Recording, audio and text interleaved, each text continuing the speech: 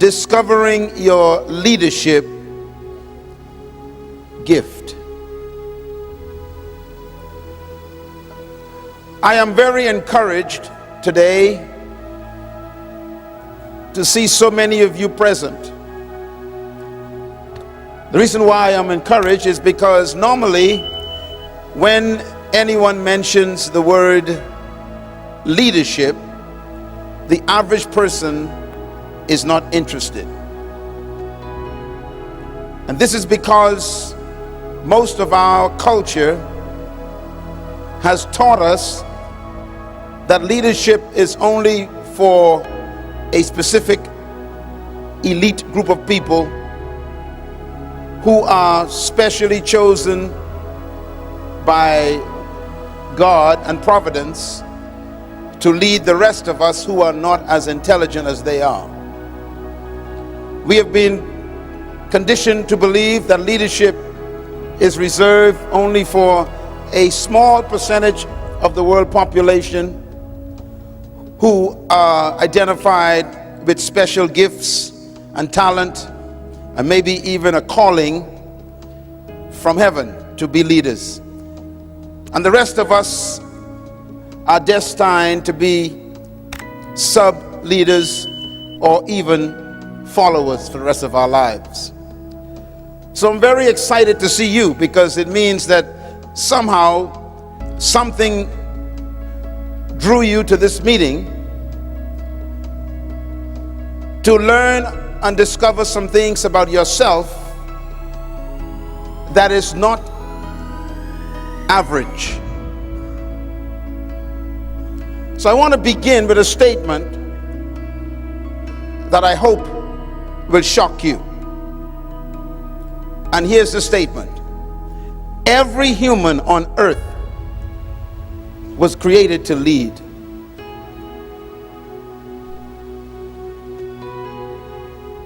Why should that statement shock you? Because the question that comes to your mind when you hear such a statement is this question: if everybody is a leader, then who's going to follow? That question is a result of a contaminated view of human value.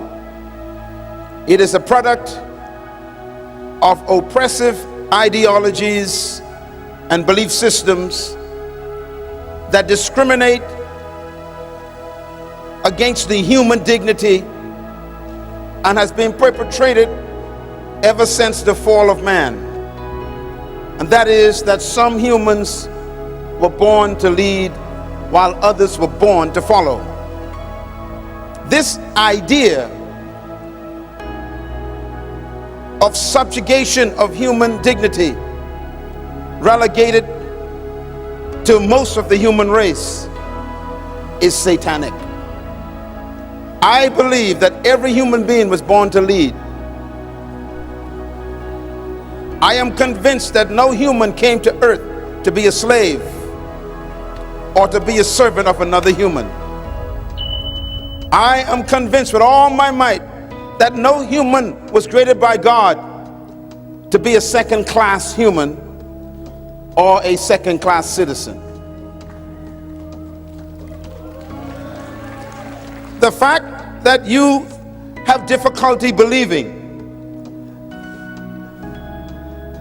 that every human cannot be a leader because someone has to follow is the reason why most of us don't achieve our full leadership potential. I have a picture of a gentleman on the screen. For those of you who are listening by radio, you may not be able to see. It's a photograph of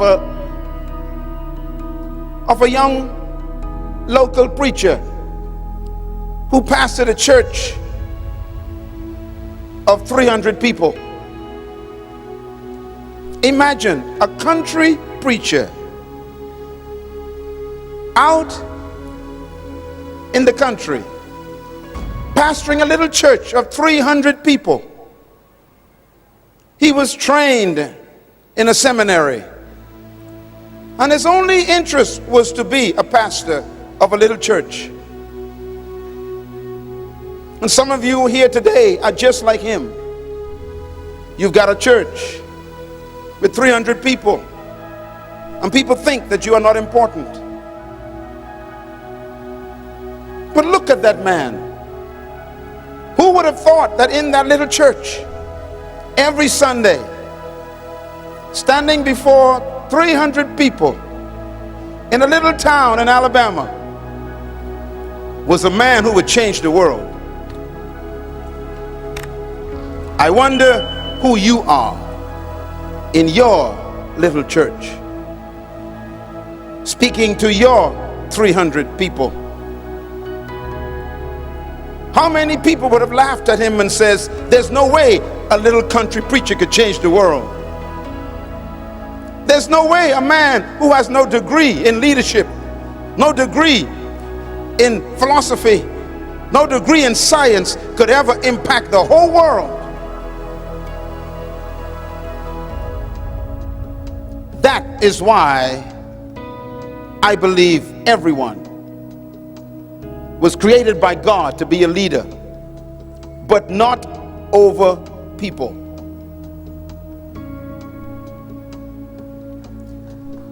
I want to make a few statements about leadership. Whether you are young or old, I have come to tell you that you were born to be a leader, and we need you to discover your leadership. Why? Because nothing happens without leadership. Secondly, nothing changes without leadership. If leadership does not emerge, the world will remain the way it is. Nothing on earth has changed by itself when it comes to human development. Everything that has ever happened on earth in the human environment happened because someone took leadership. Thirdly, nothing develops without leadership. If you are going to develop this beautiful country with all of its natural resources and all of its great potential for becoming a world influence, there will have to be someone or some people who will emerge and take leadership responsibility. Nothing improves without leadership. If you don't like the situation in your nation or in your community or in your city or even in your family, then don't wait for it to change. It takes leadership to improve anything. Fifth, nothing is corrected without leadership. If something is going wrong in your home, in your community, in your nation, then leadership is necessary to correct it. Most of the time, religious people are useless because they spend too much time praying and no time acting.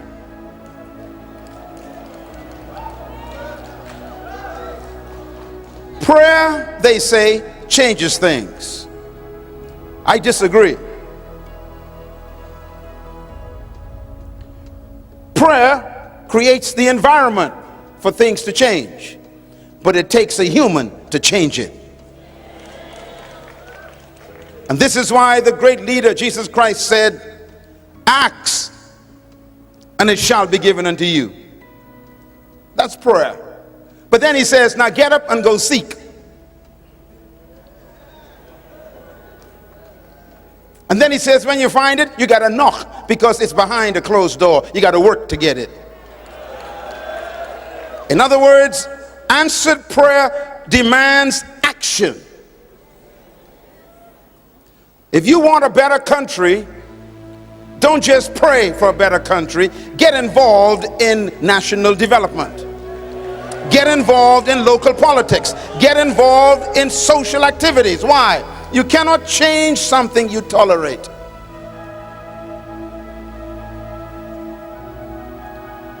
Nothing is corrected without leadership.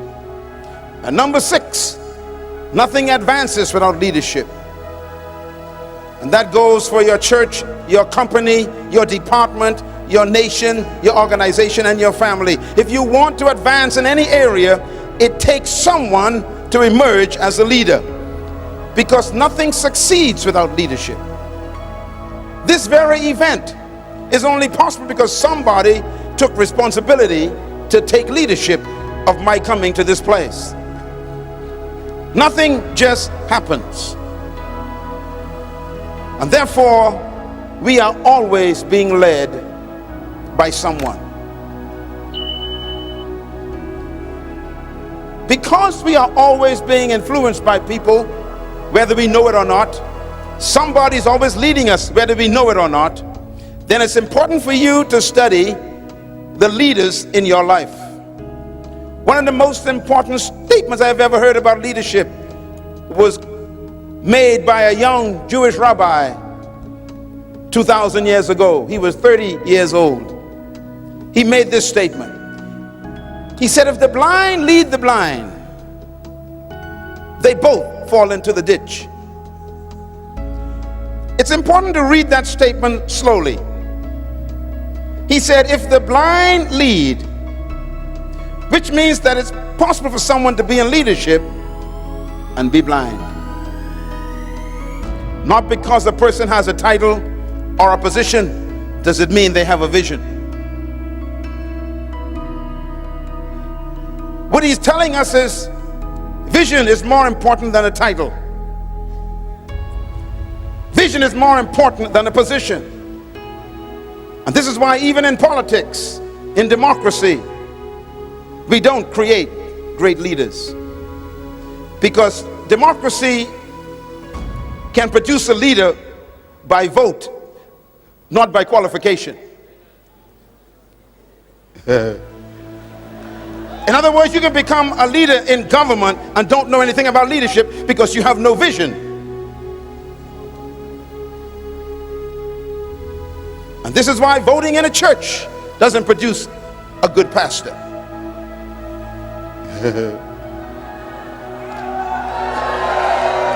Because you can vote a pastor into the position, but he has no vision for the church. And if the blind lead the blind, the whole organization goes into a pit. So don't just follow people. Ask them a question. Where are you going? The Bible never says without a leader, the people perish.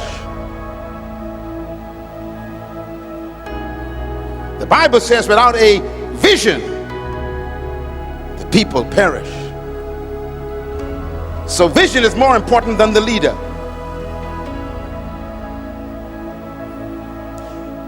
So I am not impressed with your title.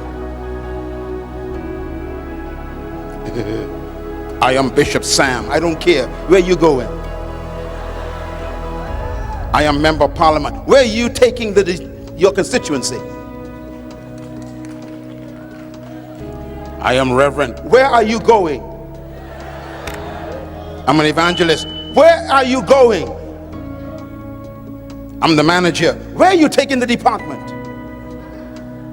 Vision qualifies leaders.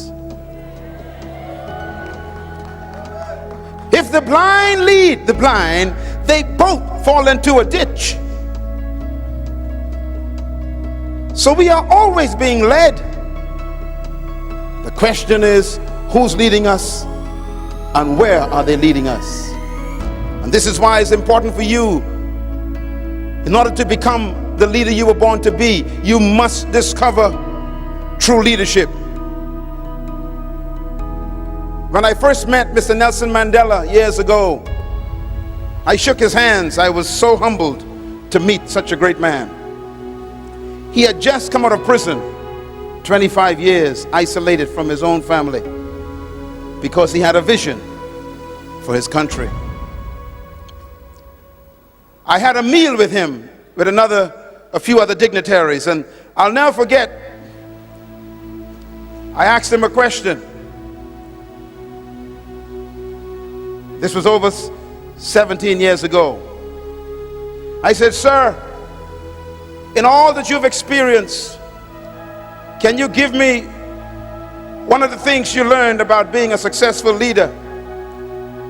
And he gave me 5 answers. I will give you one of them.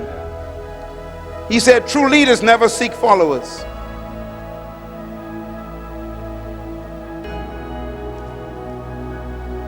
Followers seek true leaders.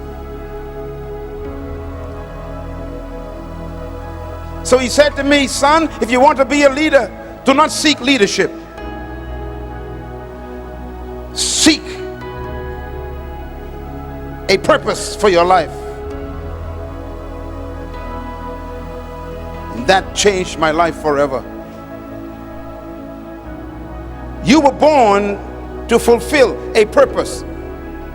You are not an experiment. You came to earth to fulfill an assignment. You didn't come to earth just to make a living. You came to earth to make a difference. So I have come into your life for these few moments to tell you, stop working for a salary and start working for an assignment. We need the right kind of leaders in the world. And this is why we cannot find effective leaders around our nations. Papua New Guinea is just like my country. We too are an island nation. The Bahamas in the Caribbean, where I'm from, is a nation that was also a British territory. We were also a colony of England, and we gained independence in 1973, just 3 years before you. We too were under British rule for over 200 years. We know what it is to be treated as second-class citizens. We know what it is to not have access to education. We know what it is to be told that our skin color restricts our advancement in life. We know what it feels like to be called ignorant and half-breed monkeys. I lived in that. I was born in 1954 in the colony.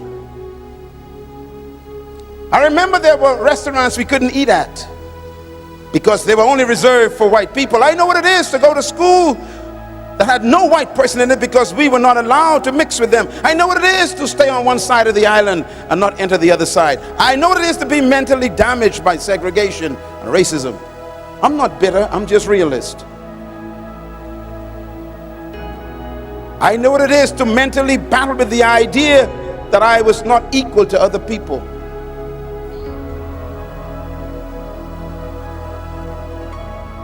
I overcame that only through a revelation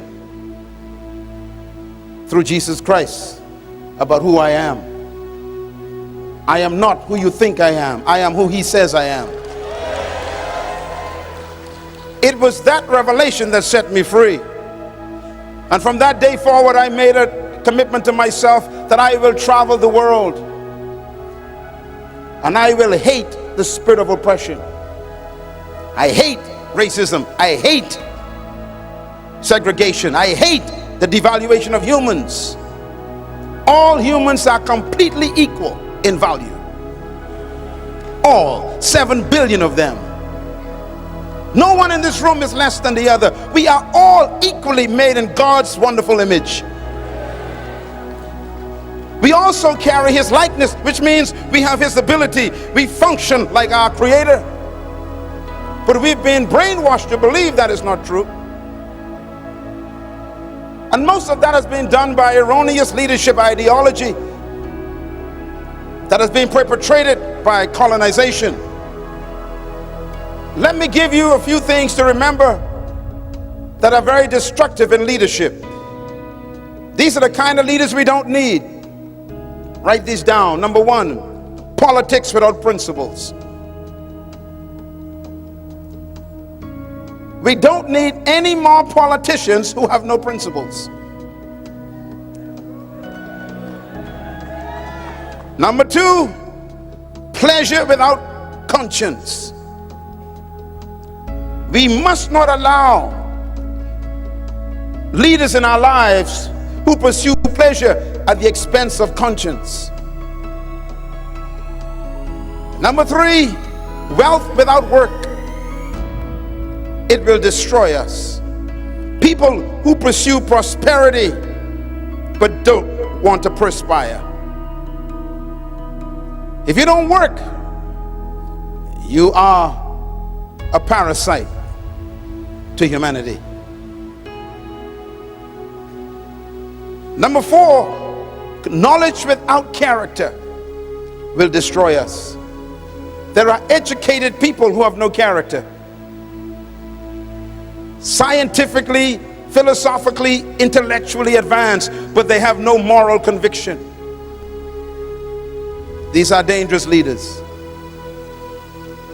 And number 5, business without morality will destroy us. And this is why corruption emerges in developing countries.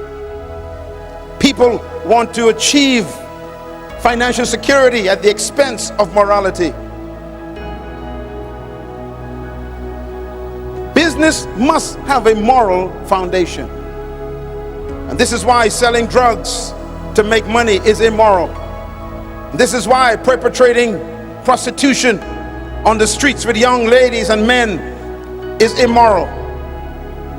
Anytime you attempt to do business without moral conscience, you are a destructive force in humanity. This is why taking bribes is immoral. This is why padding the invoice and negotiating contracts with your own family who don't qualify for the contract is immoral. We need leaders who will not sacrifice their morality for the advancement of their business.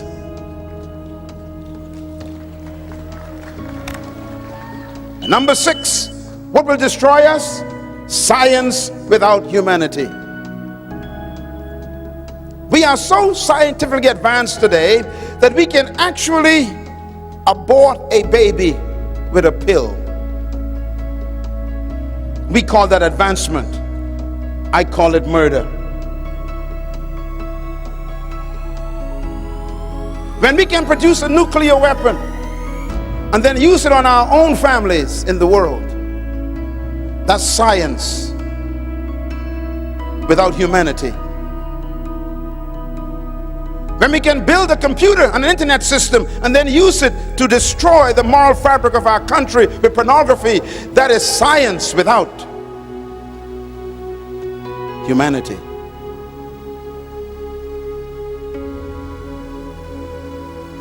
What kind of leadership do we have? And the last one is most important. What will destroy us? Worship without sacrifice. There are people who claim to represent God, but they don't live like God. They don't want to sacrifice to live a life that is worthy of representing who they worship. If you claim to be a pastor, then stay with one woman. Don't get quiet on me now. Worship without sacrifice is a destructive leader. There is no worship without sacrifice. There's no claim to being pure without discipline. You cannot claim to represent a holy God and live an unholy life. There has to be sacrifice. And this is why the religious people in the world are not respected anymore. Because we tell the world we are holy, and then the world knows our private lives.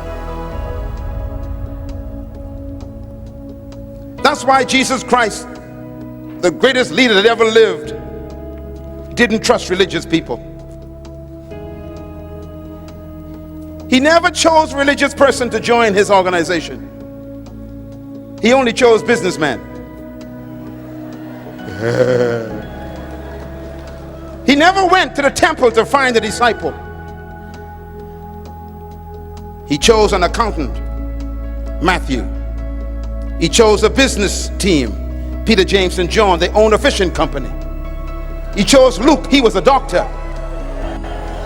How come he didn't choose the pastors? Because religious people tell lies. Everybody clap right there. Get it out. If you're going to represent who you claim to worship, then you should sacrifice and discipline yourself to live what you preach. We need leaders today who will sacrifice in order to be honest. What is leadership? I want to give you a definition that I introduced in my session last evening. All the books that you see available today in this session, you'll find details of what I'm talking about in the books, including this definition. I have studied leadership for 42 years, and I could not find a definition that was comprehensive enough to satisfy my investigation. So I penned this definition from a labor of 40 years. I have read over 217 books on leadership and couldn't find a definition that satisfied. I got degrees from university, studied all the great minds and the philosophers, and still couldn't find a definition that satisfied what I discovered about leadership from the greatest of all leaders, Yeshua. Here is what I have concluded leadership is. Write it down. Leadership is the capacity to influence others through inspiration, generated by a passion, motivated by a vision, birthed by a conviction, which is produced by a sense of purpose. I will repeat. Leadership is very complicated and yet very simple. Leadership is the capacity to influence others through inspiration, generated by a passion, motivated by a vision, birthed from a conviction, which is produced by a sense of purpose. In other words, you were born to be a leader, but you will have to go through the process of becoming the great leader you were born to be. And the process requires that you follow a specific experience. For example, to become a leader, you must turn the sentence upside down and begin at the bottom. To become a true leader, you must first discover your purpose, and your purpose then produces in you a sense of conviction. That conviction begins to show up in pictures you call vision. That vision gives you a passion to pursue a future that is better than the present, and that passion is what inspires other people, which causes you to influence them by your passion, and they are able to follow you because they believe that you are willing to die for what you are pursuing. So what we call leadership, in most cases, is not leadership. It is simply glorified management. Notice this definition specifically states that leadership is the capacity to influence others through inspiration. Inspiration is the opposite of manipulation. Most of the people you call leaders are simply professional manipulators. Leaders don't manipulate people. To manipulate means you threaten people. You play with their emotions. You play with their fears. That's not leadership. That's dictatorship. True leaders never manipulate. They inspire. Why do we so admire Mr. Nelson Mandela? He never asked you to follow him, but we are inspired by his passion, for his conviction, based on his purpose for his country. Why do we admire Martin Luther King Jr.? He never asked us to follow him, but we are inspired by his passion, based on his conviction, driven by his sense of purpose for his people. Why do we admire Mahatma Gandhi?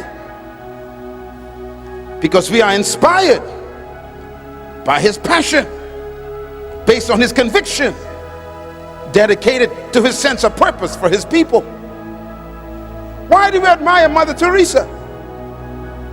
Because we are inspired by this young lady's passion, dedicated by her conviction for the people on the streets who are poor. Why are we not inspired by you? Because you haven't found a conviction that produces a passion based on a sense of purpose that you're willing to die for. You came to earth to produce a passion. So let me ask you some questions about leadership. Does leadership require followers? Just think about it. Is it necessary for leaders to have titles? Mother Teresa had no title. Martin Luther King Jr. had no title. Nelson Mandela was a prisoner. How's that for a title? Moses was a convict. How's that for a title?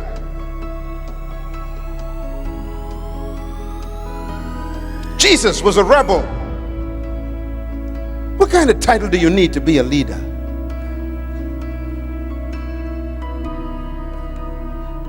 I discovered something about titles. People who are doing nothing need many titles. Let me say it again.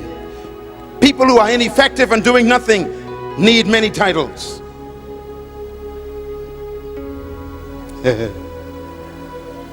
The more effective you become as a leader, the less titles you need. So I'm very suspicious when I meet people who got many titles. It means they are doing nothing.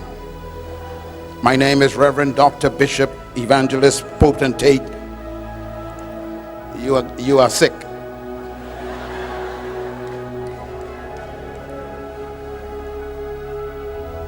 The more successful you are as a leader, the less titles you need.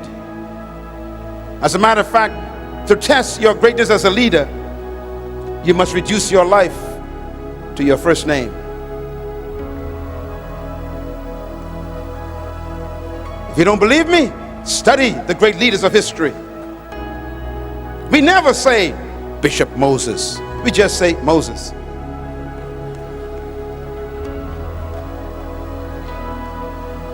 We don't say Evangelist Joshua. We just say Joshua. We don't say Right Reverend Honorable Daniel. We simply say Daniel. What's your problem?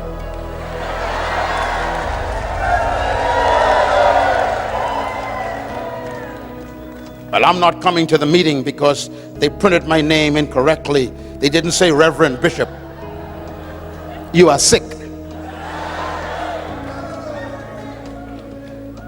The greater you become, the less names you need. Jose, Joel, Amos, Obadiah, Jonah, Micah, Nahum, Habakkuk, Zephaniah, Haggai, Zechariah, Malachi, Peter, James, John, Jesus. What's your problem? Uh-oh. Sometimes people give me their cards. It takes me 2 weeks to read the name on the card. Right away I know they're not doing anything.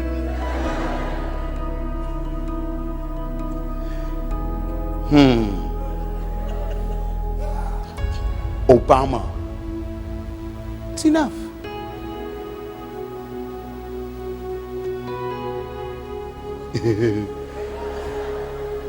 Kennedy. That's enough. What's your problem? Leadership is not about titles. It's leadership a matter of distinction of superiority. In other words, some people think that leadership means that you are superior to other people. This is completely satanic.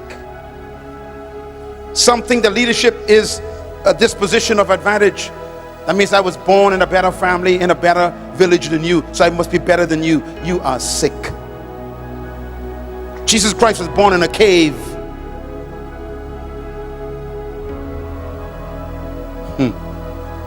His first crib was an animal trough. And yet today he rules the universe. It doesn't matter where you were born. It's who was born in that place. You were born in that place. A great person was born in that place. Clap your hands for being born in this great country.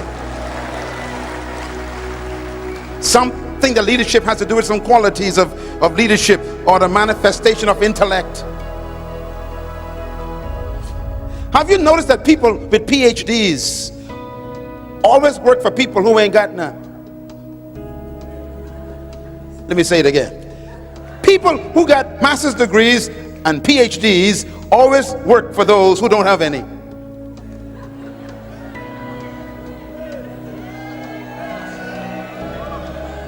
Because leadership is not about intellectual advancement. Some of the greatest leaders in the world never finished college, dropped out of school. You know, one of the great American presidents, Ronald Reagan, didn't finish school. He was an actor in Hollywood. Most of the time his acting didn't succeed. Couldn't even act. When he became the president of the United States, they asked him in an interview, they said, "You're not a college graduate, you don't have any degrees. How come you are such a successful president?" His answer was a very smart answer. He said, "Well, I staff my weaknesses." Okay, let me break it down for you.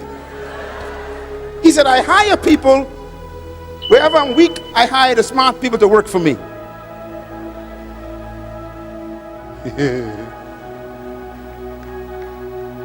In other words, people who are in leadership are not there because of intellect. They're there because they discovered a purpose and a passion and a dream. Mr. Reagan had a dream. His dream was a world without communism, a world without the wall in Europe. And so his passion constantly was, tear the wall down. He didn't need a degree to pursue that passion. And he inspired the world, and they tore the wall down. What inspires you? Leadership does not mean superior intellect.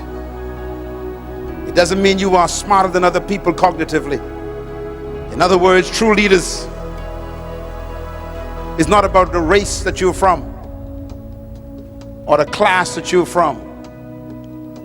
This is why I'm very adamant about stamping out this spirit of superior oppression by those who claim to be smarter or wiser or better or greater or more intellectually advanced than anyone else. This is wrong. Everyone in this room is a great leader trapped in a follower. And my passion is to bring that leader out, hidden in that follower. Every woman in here is an awesome woman. Every man in here is a great world changer. But you have to believe that yourself. Sitting next to you is one of the greatest persons in the world, and you don't know who they are yet, but you're going to be glad you sat next to them in the next 5 years. Shake their hand right now. Tell them congratulations.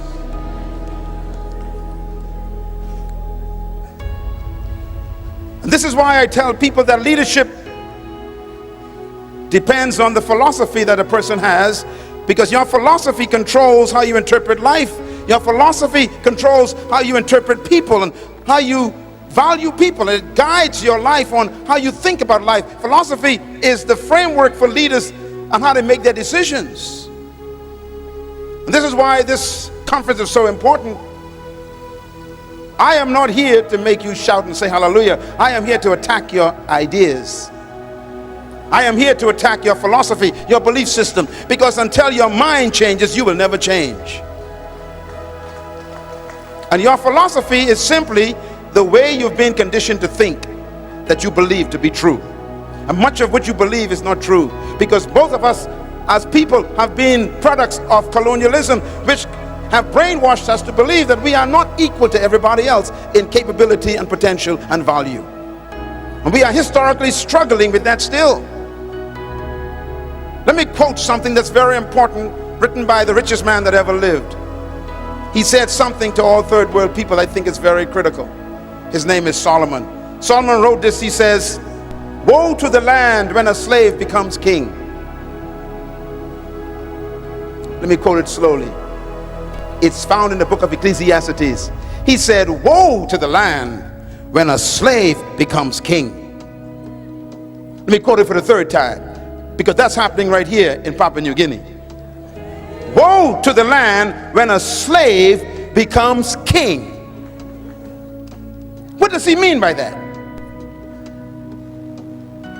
Woe means damned. It's a horrible word. It's in the Bible.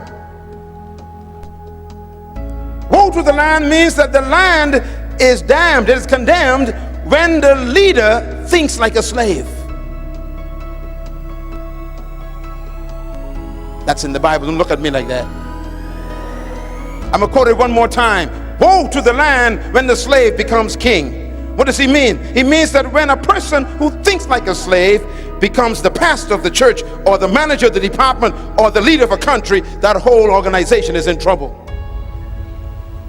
Because wearing a crown does not change your mind. It exposes your mentality. A position does not change disposition. A title does not change mentality. And that's why the quickest way to reveal a person's character and philosophy is to give them power and money. If you want to know what a person is like, give them power. It reveals their mindset. That's why Solomon says, woe to the land when a slave becomes king. If somebody is given power but didn't have a mental transformation, then that entire organization or country is in trouble. Your way of thinking, your philosophy will manifest what kind of leader you will be. That goes for husbands in the family, pastors in the church, managers in the company, and politicians in the country. How you think affects the people. So Solomon also wrote this: as a man thinketh in his heart, so is he. You cannot rise above your belief system. You cannot rise above your convictions of your mental agreement with yourself. You cannot rise above what you consider to be true. And that's why, in order for you to change, you must change your thinking. And this is why Proverbs 23 is so important. He says, for as a man thinking in his heart, so is he. The word heart actually means your subconscious mind. It means your human hard drive. It's where you hide the things you believe to be true. Your heart is your center of belief. And every human has a center of belief. There are things you believe about yourself that you got from other people, and it may not be true. Papua New Guinea is a great country. It has awesome people. But my question is, are you still struggling with 200 years of mental oppression?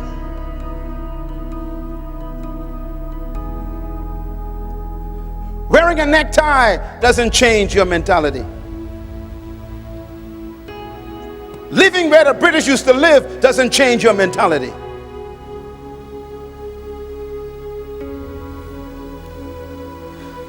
Having the title the British had doesn't change your mentality. It exposes it. My question is, what do you believe about yourself? And where did you get that belief from? The word belief, write it down, belief. It's a Greek word in the New Testament. It's the word pistis, P-I-S-T-I-S. The word belief, pistis, when you translate it, it's the word faith. Faith. Faith is simply belief.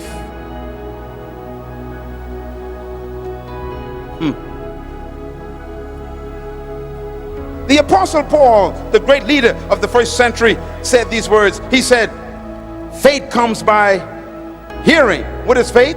Belief. Belief comes by what you hear.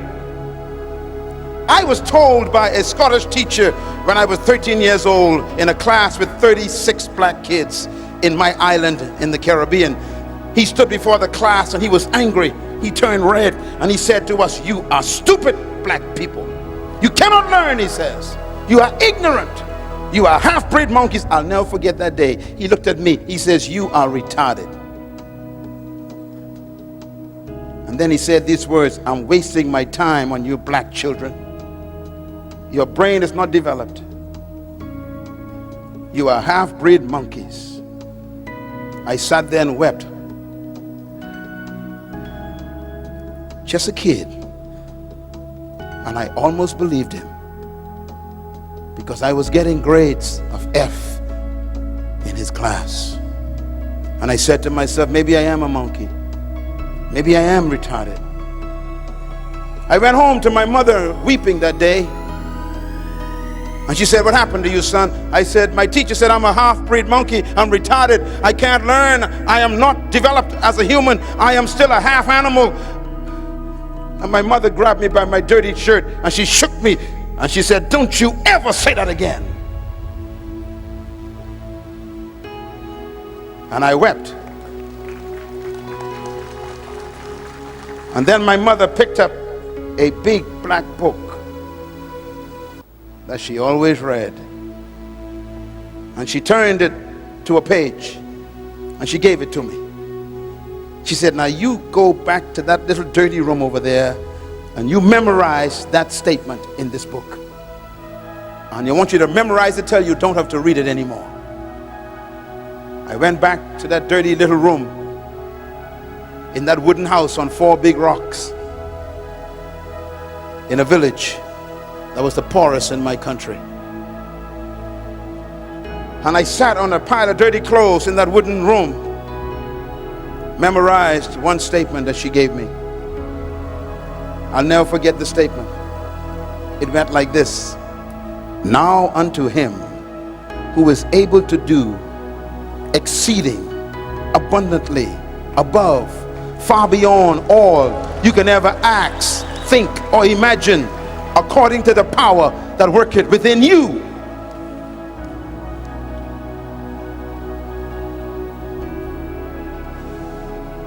Suddenly, the light came on in the little boy. As I kept reading it, "Now unto him who was able to do exceedingly abundantly above, far beyond all I can ever ask, think, or imagine, according to the power that worketh within me." And I kept repeating it. And suddenly, a little boy was born at age 13. I realized for the first time in my life that a white teacher from Scotland was not the power, that the power was in me. And that I could imagine anything, and the Creator would do above what I imagined. And I started imagining being an A student. I went back to school the next day and I made a decision. I will never trust another teacher. So I picked up all the books in school and I memorized everything in the books myself. I never allowed that teacher to teach me again. I memorized everything in the history book, in the geography book. I memorized the entire mathematics books and algebra. I memorized every single geometry aspect of everything. I knew everything. I memorized it. I went home and memorized every book. And in 4 months, I went from an F student to an A student. Within 6 months, I was the #1 student in the school. At the end of the semester, I graduated top of the whole class and top of the school. And I'll never forget, when I got my grades, the teacher from Scotland came to me. His name was Mr. Robertson. He said, "Young man, I'm so proud of you." I said, "No thanks to you, sir. You're not my teacher. Remember, I'm a monkey." I never trusted him.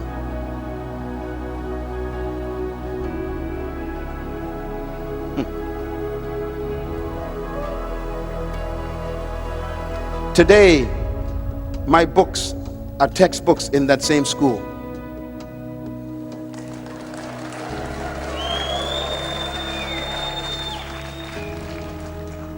I graduated from that school, top of the class. And our country had just become independent when I graduated. 1973. And the government couldn't find any black teachers because they never trained us to teach. So I went from high school straight into teaching. The government paid us, students who graduated, to become teachers of the younger kids. We never had teacher training because our country didn't have anyone to teach. Because when we became independent, all the white people left and ran. And I became a teacher at the same school where they called me a monkey.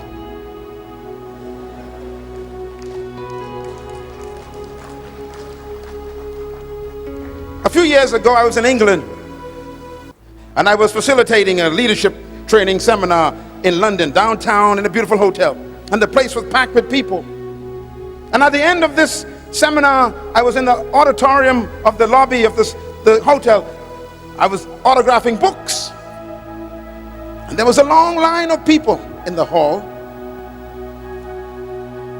And suddenly I saw an old man walking up to the table.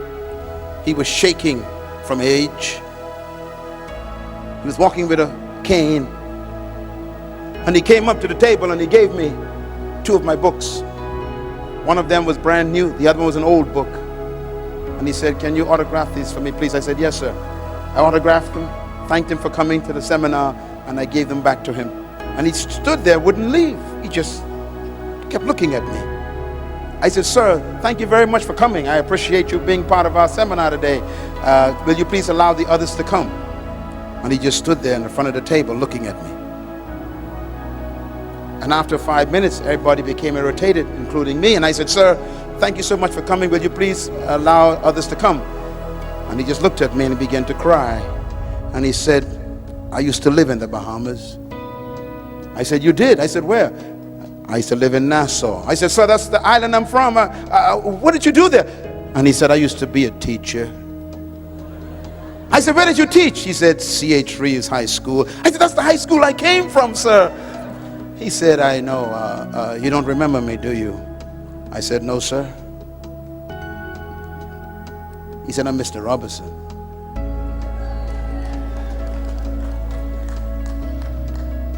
I jumped up from my chair. I couldn't even recognize him. He was so old. I grabbed him and hugged him, and we wept. And everybody was watching us in that lobby. A handsome black young man hugging an old dying white man. And we kissed each other on the cheek, and he cried. His tear fell on my suit. And he said, "You changed my life." I said, "How did I change your life?" He said, "Your books are in Scotland in all the bookstores. And I read 4 of your books and they changed my life. I now understand who I am. And I love Jesus, and I want to thank you. I came all the way from Scotland, took the train to come here. I wanted to see you because I heard you were coming to London, and I just wanted to come and tell you thanks." And I said, "Mr. Robertson, you read my books?" He said, "Your books are the most important books in my library." I said, "You mean you read the writings of a monkey?"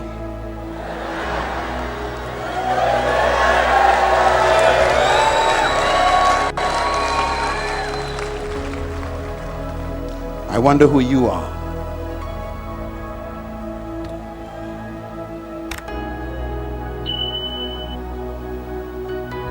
You are a leader trapped in a follower under other people's opinions. And that's why I don't trust any human's opinions of me. Nobody, including yours. I wouldn't give you the privilege of telling me who I am. I know who I am. Let God be true and every man a liar. Tell your neighbor, you don't know who I am, so be nice to me.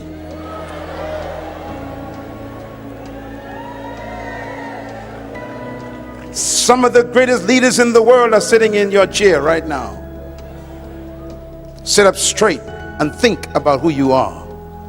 What they told you in school was wrong. What they taught you in high school about you is wrong.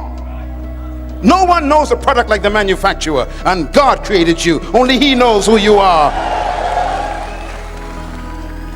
Abraham thought he was barren at 75, and God told him there's a nation inside of you.